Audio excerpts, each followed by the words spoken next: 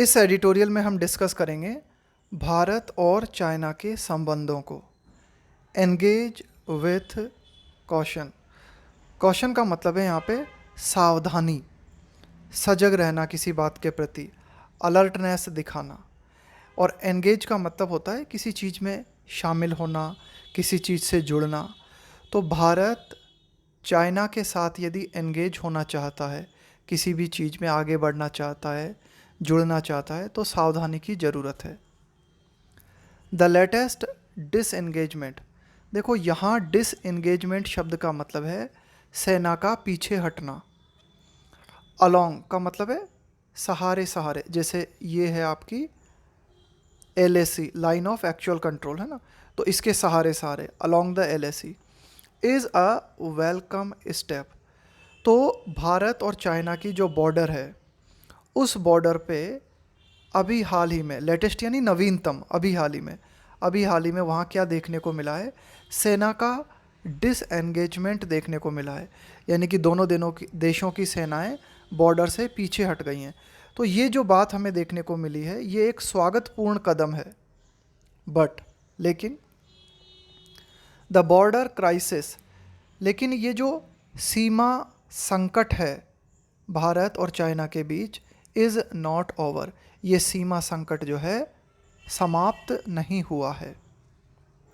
India and China on सितंबर 13, कि भारत और China ने 13 सितंबर को कन्फर्म्ड, इस बात की पुष्टि की, the disengagement of their troops. Troops का मतलब होता है सैन्य दल, सेना की टुकड़ी। डिसएंगेजमेंट ऑफ देयर ट्रूप्स, तो भारत और चीन ने 13 सितंबर को इस बात की पुष्टि की, किस बात की, कि उनकी जो सेनाएं हैं उनका डिसएंगेजमेंट, है ना, उनका पीछे हटना। From a fifth friction point. देखो फ्रिक्शन पॉइंट का मतलब होता है, फ्रिक्शन का मतलब क्या होता है, घर्षण। फ्रिक्शन का मतलब होता है डिसएग्रीमेंट, या फ्रिक्शन पॉइंट से मतलब है ऐसा पॉइंट जिस बात को लेकर डिसएग्रीमेंट है। In eastern Ladakh along the LAC के सहारे पूर्वी लद्दाख क्षेत्र में एक पॉइंट है, यानी कि एक क्षेत्र है जिस बात को लेकर भारत और चाइना में डिसएग्रीमेंट था। वहाँ से दोनों देशों की सेनाएं जो हैं उन्होंने डिसएंगेजमेंट करने का तय किया, यानी कि वहाँ से पीछे हट गई हैं। With the latest withdrawal, withdrawal का मतलब है वापसी, पीछे हटना, of troops from patrolling point. देखो पेट्रोल का मतलब होता है गश्त, पेट्रोलिंग पॉइंट का मतलब हुआ ऐसा पॉइंट या ऐसी जगह जहाँ पर गश्त की जाती है, ठीक है।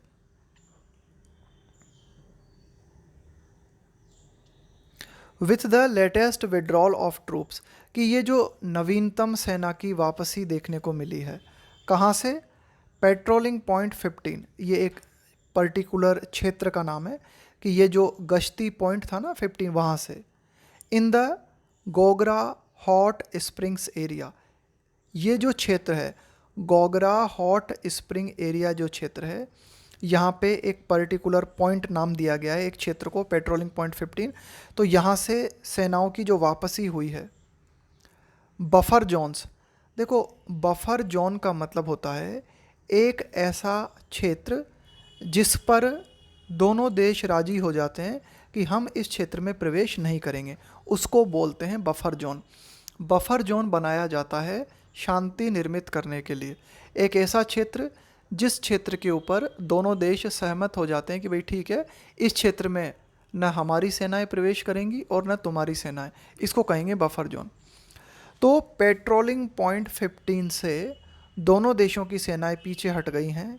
इसके साथ ही जो बफर जोन्स हैं have now been established by the two sides in 5 locations, कि 5 लोकेशंस पे, 5 क्षेत्रों पर क्या किया गया है, बफर जोन्स जो है वो स्थापित कर दिए गए हैं दोनों पक्षों के द्वारा। Including in Galwan valley, north and south of Pangong lake and at PP patrolling point 17A in Gogra. तो 5 क्षेत्रों में बफर जोन स्थापित कर दिए गए हैं, जिनमें गलवान वैली भी शामिल है, नॉर्थ और साउथ पेंगोंग लेक भी शामिल है, और पेट्रोलिंग पॉइंट 17A जो कि गोगरा में स्थित है वह भी शामिल है। The arrangements in the 4 earlier established buffer zones, arrangements जो व्यवस्था बनाई गई थी, इन द 4 अर्लियर का मतलब है पूर्व वाले, पहले वाले, इस्टेब्लिश्ड बफर जोन्स की पूर्व में जो बफर जोन्स स्थापित किए गए थे उनमें जो अरेंजमेंट्स बनाए गए थे, तो उन अरेंजमेंट्स से क्या हुआ है, हैव, यहाँ पे हैव आया है अरेंजमेंट्स के लिए। सो फार, अब तक, इन अरेंजमेंट्स ने, इन व्यवस्थाओं ने अब तक हमारी हेल्प की है, keep the peace over the past 2 years, कि पिछले 2 सालों के दौरान शांति को मेंटेन करने में इन बफर जोन्स से मदद मिली है। No patrolling is to be undertaken by either side in the buffer zones. No patrolling, patrolling का मतलब हुआ गश्त, इज टू बी अंडरटेकन, देखो इसका मतलब ये हुआ कि बफर जोन में किसी भी पक्ष के द्वारा कोई गश्त नहीं की जानी है, यानी कि कोई भी पक्ष जो है इन क्षेत्रों में बफर जोन्स में गश्त नहीं करेगा। विच, यहाँ पे विच आया है बफर जोन्स के लिए, which have been established on territory claimed by both India and China. अब ये बफर जोन्स जो है कहाँ पर स्थापित किए गए हैं, विच हैव बीन एस्टेब्लिश्ड, इनको स्थापित किया गया है, ऑन टेरिटरी, उस क्षेत्र पर, क्लेम का मतलब होता है दावा करना, bye both India and China, यानी कि भारत और चाइना की जो सीमा है उस सीमा से लगे हुए ऐसे क्षेत्र जिन पर दोनों देश अपनी दावेदारी जताते हैं, उन क्षेत्रों को जो है बफर जोन्स में तब्दील किया गया है। द लेटेस्ट डिसएंगेजमेंट, कि ये जो अभी हाल ही में डिसएंगेजमेंट हमें देखने को मिला है,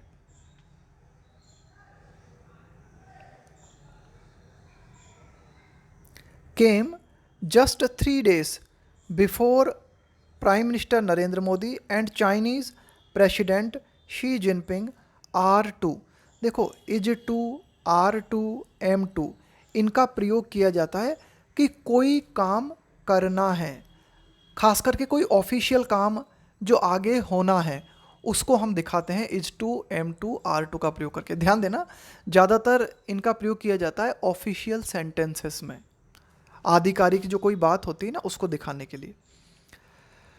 तो ये जो डिसएंगेजमेंट हमें देखने को मिला है ये 3 दिन पहले आया है।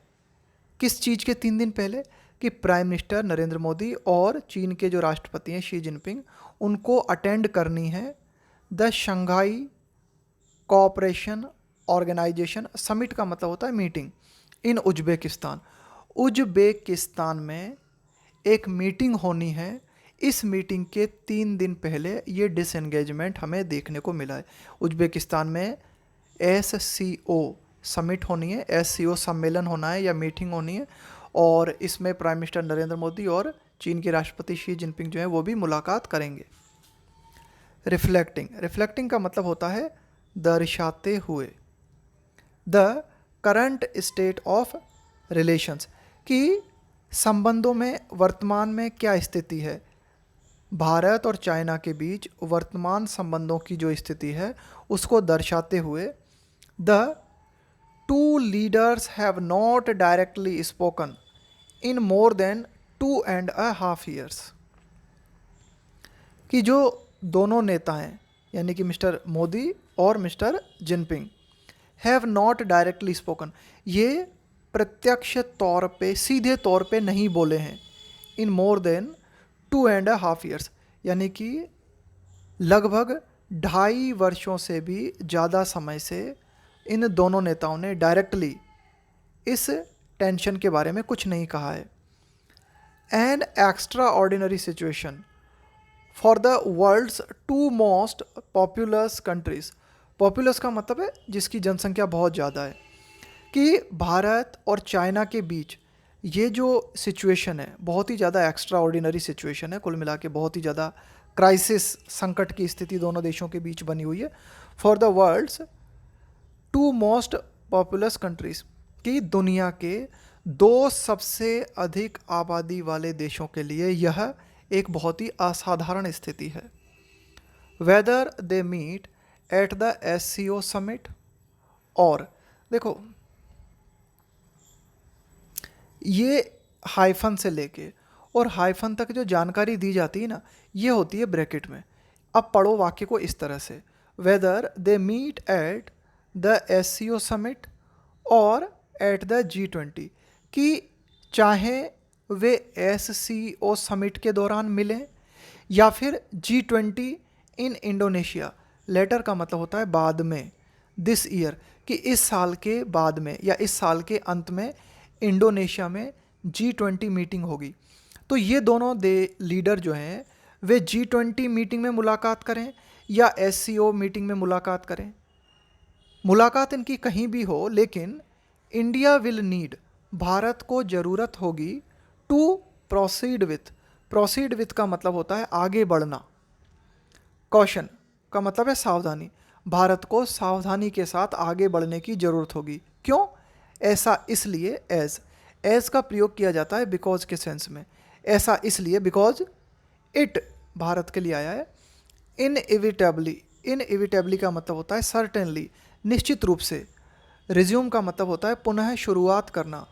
High level engagement with China, भाई कारण ये है कि भारत निश्चित रूप से चाइना के साथ दोबारा उच्च स्तरीय engagement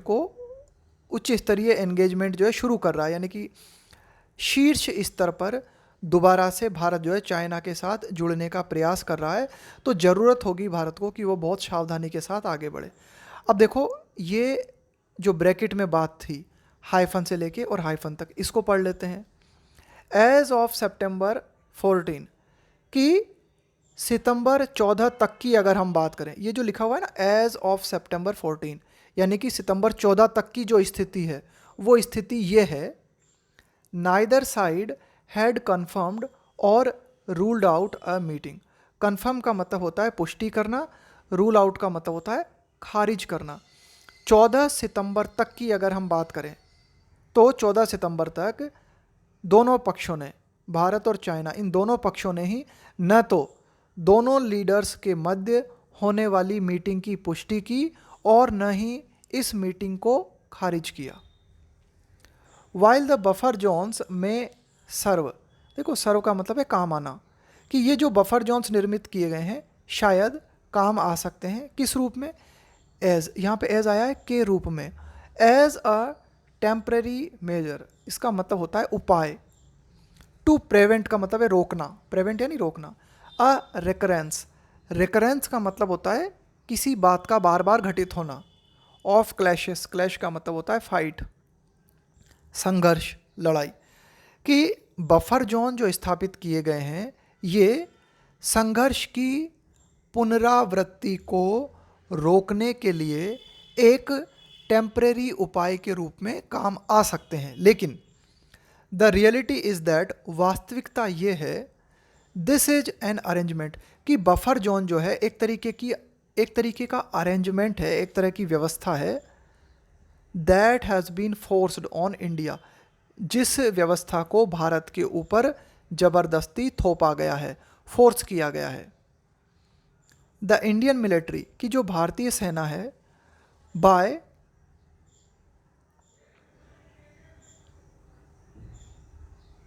holding the line and showing its capacity. देखो hold the line, hold the line इसका मतलब होता है कोई डिफ़िकल्ट सिचुएशन है, उस डिफ़िकल्ट सिचुएशन में दबाव के आगे नहीं झुकना, उसे कहते हैं होल्ड द लाइन। तो भारतीय सेना जो है वह चीन के दबाव के आगे न झुकते हुए, एंड शोइंग इट्स कैपेसिटी, और भारतीय सेना अपनी क्षमता का प्रदर्शन करते हुए, टू मैच, मैच का मतलब होता है टक्कर देना, to match China's deployment, deployment का मतलब है सेना की तैनाती, कि चाइना ने अपनी सेना की जो तैनाती की थी उसको मैच करते हुए, उसको टक्कर देते हुए भारतीय सेना ने अपनी क्षमता दिखाई, और भारतीय सेना चीन के दबाव के आगे नहीं झुकी। और इस तरह से अब ये यहाँ से लेकर और यहाँ तक ये पूरी बात है ब्रैकेट में। The Indian military has been able, कि भारतीय सेना जो है वह इस योग्य रही है टू रिवर्स, रिवर्स का मतलब होता है किसी सिचुएशन को पलट देना, है ना, to reverse China's multiple, multiple मतलब कई सारे, टेरिटोरियल का मतलब है क्षेत्र से संबंधित, ingresses of April 2020 in the 5 areas. देखो इनग्रेस का मतलब होता है the act of entering something, प्रवेश करना, कि चाइना ने अप्रैल 2022 में भारत के कई क्षेत्रों में प्रवेश किया था। तो इन क्षेत्रों में, कई क्षेत्रों में भारतीय सेना ने क्या किया है, सिचुएशन को रिवर्स कर दिया है, यानी कि चाइना ने जहां कब्जा किया था ना, तो भारत ने जो है चाइना को पीछे हटाया है, ठीक है। तो Indian military has been able to reverse China's multiple territorial ingresses of April 2020 in the 5 areas, कि 5 क्षेत्रों में अप्रैल 2020 में 5 क्षेत्रों में चाइना ने जो प्रवेश किया था उसको रिवर्स करने में भारतीय सेना जो है वो कामयाब रही है। That has however come at the cost, ठीक है कि भारतीय सेना ने सिचुएशन को रिवर्स किया है, हालांकि, हाउएवर का मतलब होता है हालांकि, लेकिन ये जो पूरी की पूरी प्रोसेस है इसकी कीमत हमें क्या चुकानी पड़ी, एट द कॉस्ट ऑफ का मतलब होता है कि कीमत पर। India's ability to access patrolling points that it was reaching previously, देखो क्या हुआ है, कीमत हमें ये चुकानी पड़ी है कि भारत, एक्सेस का मतलब होता है पहुँच, पेट्रोलिंग पॉइंट्स का मतलब हो गया कुछ ऐसे क्षेत्र जहां भारत की सेना गश्त किया करती थी। तो वो जो क्षेत्र थे ना जहां भारत गश्त किया करता था वहां गश्त भारत की बंद हो गई है।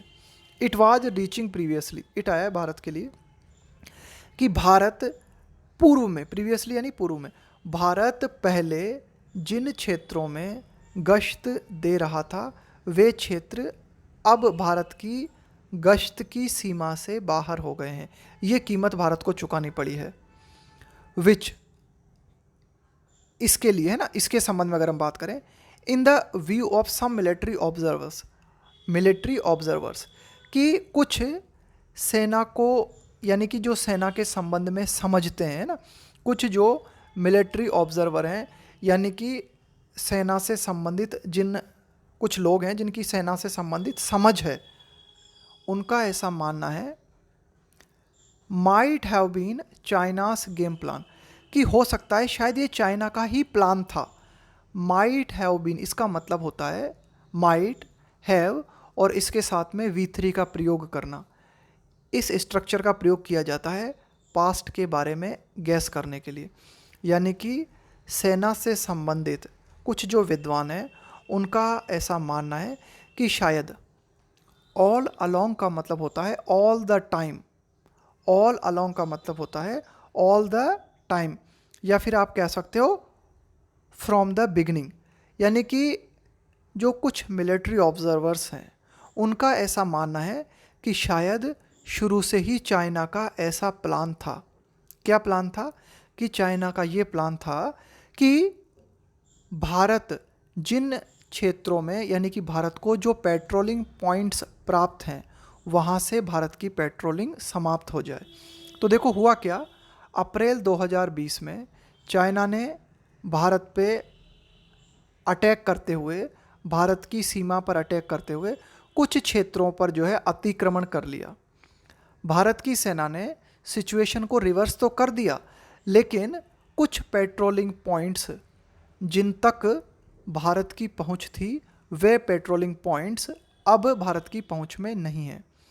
कई मिलिट्री ऑब्जर्वर्स ऐसा मानते हैं कि शायद यही चाइना का प्लान था कि ये पेट्रोलिंग पॉइंट्स जो हैं वो भारत के हाथ से चले जाएं। क्यों ऐसा चाइना चाहता था कि ये पेट्रोलिंग पॉइंट्स जो हैं भारत के हाथ से चले जाएं? गिवन का मतलब है इस बात को देखते हुए, इस बात को ध्यान में रखते हुए।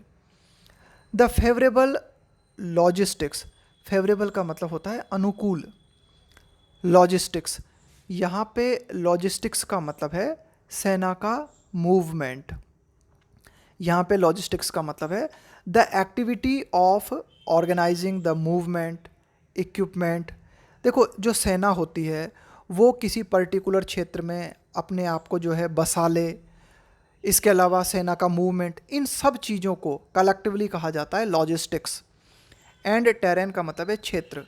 On the Chinese side that enable, enable का मतलब है सक्षम बनाना, योग्य बनाना, फास्टर यानी और ज़्यादा तेज़ी से, डिप्लॉयमेंट का मतलब है सेना की तैनाती। ऑल है ना, तो ये चाइना का शायद शुरू से ही प्लान था। क्यों? क्योंकि इन पेट्रोलिंग पॉइंट्स पे भारत की पकड़ समाप्त हो जाने से क्या है कि चाइना को अनुकूल लॉजिस्टिक्स मिल जाता है, यानी कि चाइना की साइड में जो क्षेत्र है उन क्षेत्रों में चाइना ज़्यादा तेज़ी से अपनी सेना को तैनात कर सकता है। मोर ओवर, इससे भी ज़्यादा, China has neither agreed to resolve, कि चाइना न तो इस बात पे सहमत हुआ है, रिजॉल्व का मतलब होता है हल करना, स्टैंड ऑफ का मतलब होता है गतिरोध, इन डेमचौक एंड डेपसांग, कि डेमचौक और डेपसांग जो क्षेत्र हैं इन क्षेत्रों में जो गतिरोध की स्थिति बनी हुई है उस स्थिति को हल करने के लिए भी चाइना राजी नहीं हुआ है। सजेस्टिंग, तो सजेस्टिंग दे प्रीडेटेड, देखो प्रीडेटेड का मतलब होता है कि हैपन्ड बिफोर अनदर थिंग। प्रीडेट का मतलब होता है कि कोई पर्टिकुलर घटना हुई उसके पहले, उसको बोलते हैं प्रीडेटेड।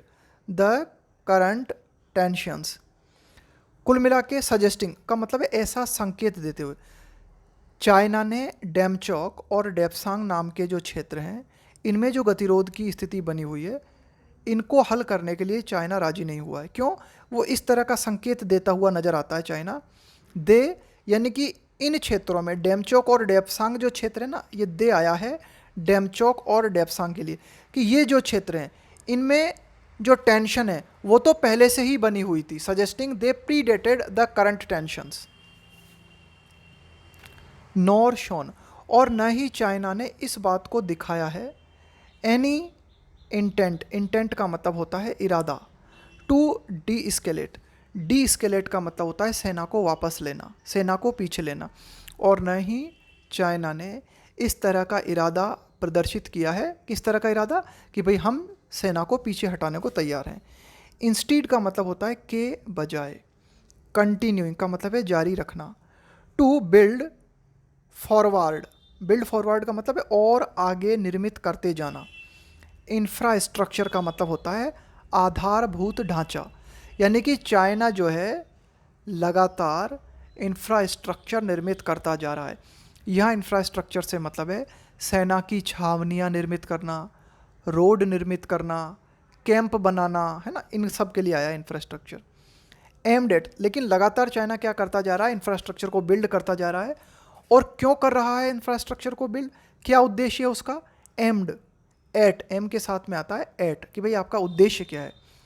Permanently housing a large number of troops closer to the LAC, कि चाइना जो लगातार इंफ्रास्ट्रक्चर को निर्मित कर रहा है उसका उद्देश्य है कि चाइना जो है परमानेंटली, यानी कि चाइना क्या चाहता है?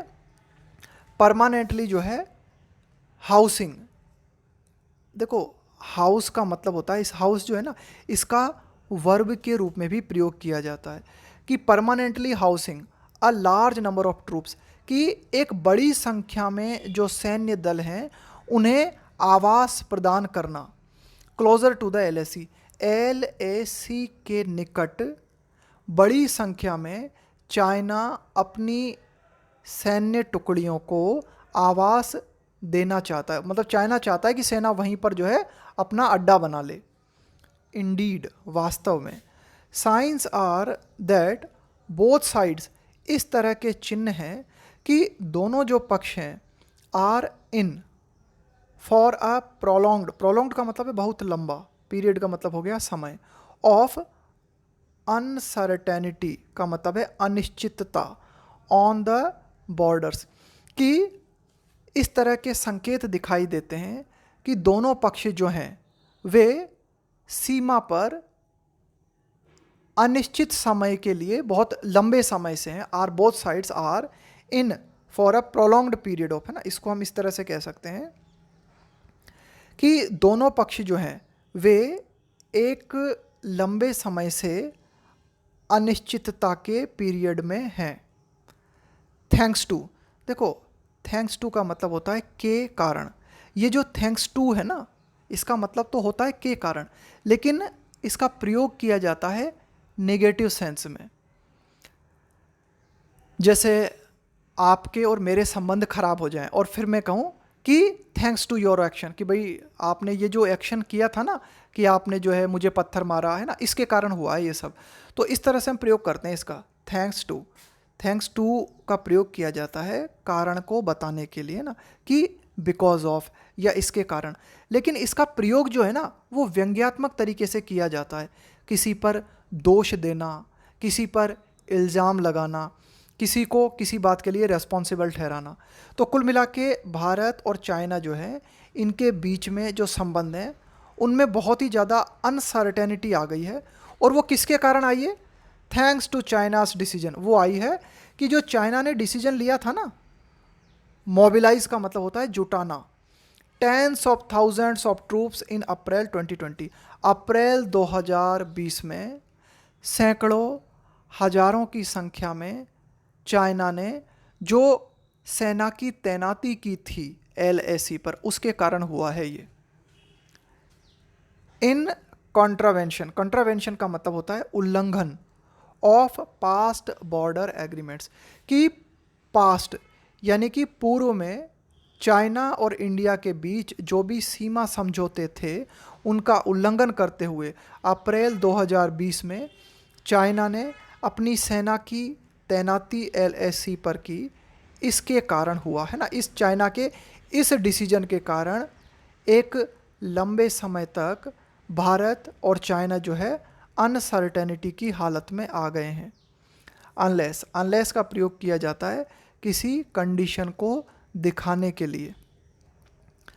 Beijing reverses its recent and still unexplained moves to militarise the LAC, कि जब तक बीजिंग जो है वापस नहीं करता, रिवर्स का मतलब है जो आपने कदम उठाया है उसको वापस करना, इट्स LAC, इट्स रिसेंट, कि चाइना ने अभी हाल ही में जो कदम उठाए हैं, एंड स्टिल अनएक्सप्लेन्ड, और उन कदमों के बारे में कोई एक्सप्लेनेशन भी नहीं दिया है, कोई स्पष्टीकरण भी नहीं दिया है।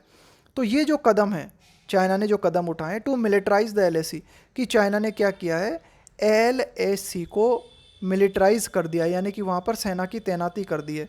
तो इसको अगर चाइना वापस नहीं करता है, एंड इन द प्रोसेस, और इस प्रक्रिया के दौरान अंडू, अंडू का मतलब है जो आपने किया है उस किए को अनकिया करना, the carefully constructed arrangements, undo the carefully constructed arrangements, carefully का मतलब है सावधानी पूर्वक, कंस्ट्रक्टेड का मतलब है निर्मित किया गया, अरेंजमेंट्स का मतलब है व्यवस्थाएं।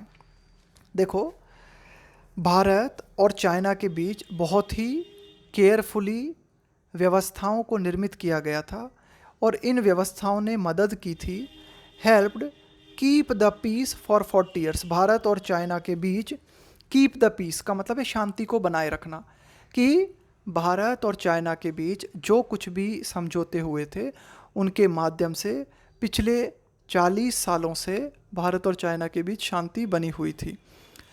अब चाइना ने ये जो कदम उठाए हैं, तो अगर इन कदमों को चाइना रिवर्स नहीं करता है तो इंडिया जो है will have little incentive, little का मतलब होता है न के बराबर, इंसेंटिव का मतलब होता है प्रोत्साहन।